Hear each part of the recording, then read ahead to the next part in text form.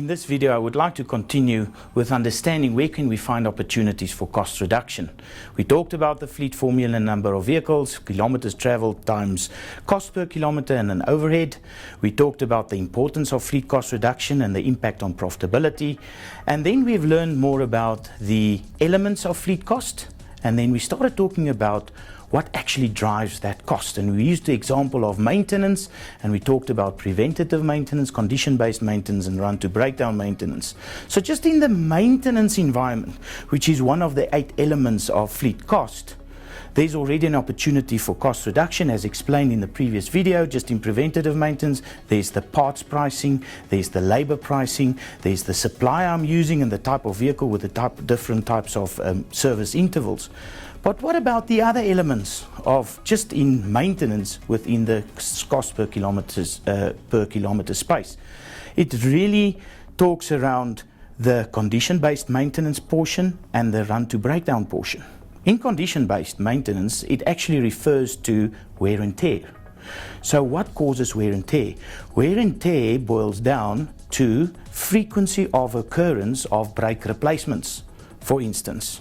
So how do I actually find one vehicle is replacing brakes every 30,000 kilometers and another vehicle every 15 or another vehicle every 45,000 kilometers?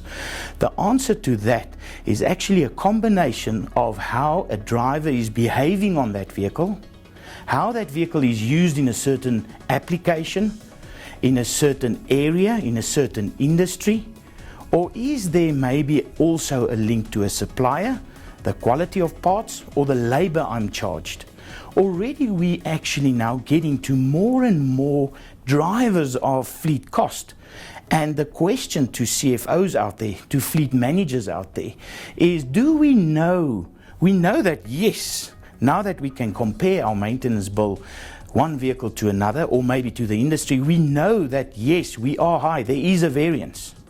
But do we really know what causes that variance?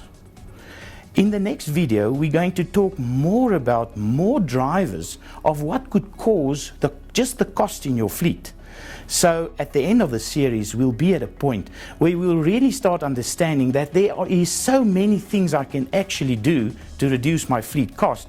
But the problem is we don't have the tools and the time to really unpack what is the root cause, what is the real reason why I am spending too much on my fleet.